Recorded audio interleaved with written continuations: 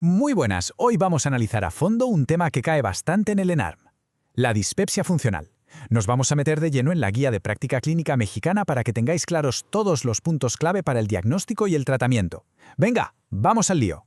Vale, empecemos por lo básico, la definición oficial de la GPC. Aquí hay que quedarse con tres ideas fundamentales. La primera, la localización. Hablamos de un dolor o malestar en la parte superior y central del abdomen. La segunda, el criterio de tiempo. Y este número es clave. Tiene que estar presente al menos el 25% de los días en las últimas 4 semanas. Y la tercera, que es la más importante, no hay una causa orgánica que lo explique. Por eso precisamente la llamamos funcional. Esta va a ser nuestra ruta de hoy. Veremos la definición y las causas, qué tan frecuente es, cómo se diagnostica, cuál es el tratamiento y el seguimiento. Y al final, como siempre, un repaso rápido con los puntos más importantes para el examen.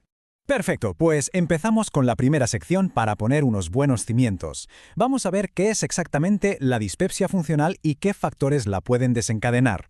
A ver, esto que veis aquí es crucial para no liarla en el examen. La dispepsia funcional es dolor o malestar en el epigastrio. Punto. Si el paciente se queja sobre todo de pirosis, o sea de acidez, o de regurgitaciones, entonces tenemos que pensar en otra cosa, probablemente en ERGE. Y si lo que cuenta es que ha cambiado su ritmo para ir al baño, pues habrá que pensar en un síndrome de intestino irritable. Esta diferenciación es SORO. Y en cuanto a los factores de riesgo, bueno, la guía deja claro que hay una conexión con factores psicológicos como el estrés o la ansiedad. Pero ojo, porque subraya 2 factores como los de mayor riesgo, y además son modificables: el tabaco y el consumo de antiinflamatorios no esteroideos, los famosos AINES. Esto es una pregunta de examen cantada. Venga, vamos a ponerle cifras y a entender un poco el porqué. Es muy común en México y qué pasa en el cuerpo para que aparezcan estos síntomas. Lo vemos ahora mismo. El número que hay que recordar aquí es este, un 8%. Esa es la prevalencia que se estima en México según la GPC. Puede no parecer una barbaridad, pero es un montón de gente. Por eso es un motivo de consulta súper frecuente en atención primaria y claro, por eso nos lo preguntan. La guía nos habla de la clasificación de Roma 3, y es útil porque nos ayuda a clasificar los síntomas en 2 grandes grupos. Por un lado, el síndrome de dolor epigástrico, si lo que manda es el dolor, y por otro, el síndrome de estrés postprandial, si lo que más molesta es esa sensación de llenarse enseguida o de pesadez después de comer. Saber esto es importante porque nos orienta en el tratamiento. Por ejemplo, en el estrés postprandial, un procinético puede ir de perlas, mientras que en el dolor epigástrico quizás nos inclinemos más por neuromoduladores. Bien. Llegamos al meollo de la cuestión, a la parte más importante de cara a un caso clínico, el diagnóstico. Y aquí la palabra que tenéis que tener grabada a fuego es exclusión. Esta es la pregunta del millón, y la respuesta no está en una prueba que salga positiva, sino en cumplir unos criterios muy claros y sobre todo en descartar todo lo demás.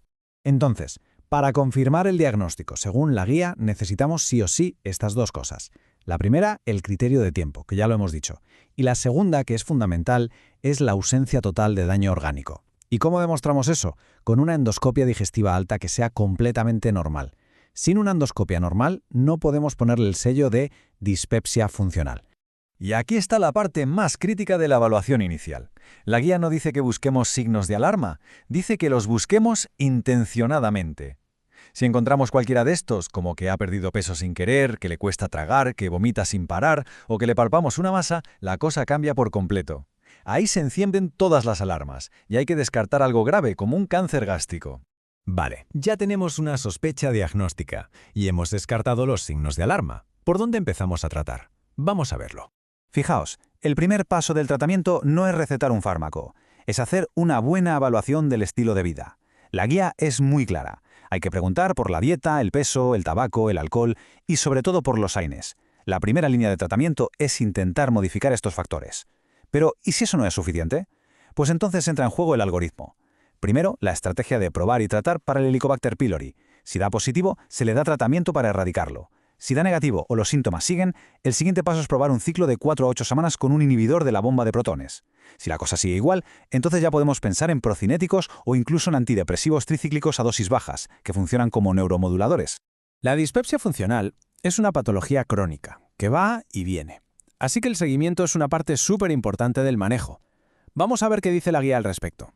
Imaginaos la situación. Un paciente que había mejorado vuelve a la consulta entre 1 y 6 meses después de dejar el tratamiento porque está otra vez con los síntomas. ¿Qué hacemos? La acción es muy clara. Hay que reevaluarlo todo desde el principio. Y lo más importante de esa reevaluación es volver a buscar, a propósito, si ha aparecido algún signo de alarma nuevo que antes no estaba. Y ya estamos en la recta final. Vamos con un repaso rapidísimo con esos datos que sí o sí hay que llevarse aprendidos para el examen. Primer dato clave, para que no se os olvide, el criterio de tiempo. Grabada a fuego ese número, 25% de los días en las últimas 4 semanas. Es un umbral diagnóstico muy específico y una pregunta de examen muy fácil de hacer. Segundo punto de alto rendimiento. Los 2 factores de riesgo modificables más importantes que señala la vía. Si en un caso clínico preguntan qué factores hay que investigar o sobre cuáles actuar, la respuesta prioritaria siempre será el tabaco y los AINES. Y tercer punto clave, los diagnósticos diferenciales, que siempre hay que tener en mente. Cada vez que evaluemos a un paciente con dispepsia, hay que pensar en estas 3 posibilidades: enfermedad por reflujo gastroesofágico, úlcera péptica y, sobre todo si hay signos de alarma, cáncer gástrico. Y acabamos con la idea más importante de todas, la que lo resume todo. La dispepsia funcional es, por definición, un diagnóstico de exclusión. Nuestra prioridad número 1 como médicos no es poner la etiqueta de funcional a la primera de cambio, sino descartar de una manera activa y segura que no haya nada orgánico debajo. Entender esto a la perfección es la clave del éxito.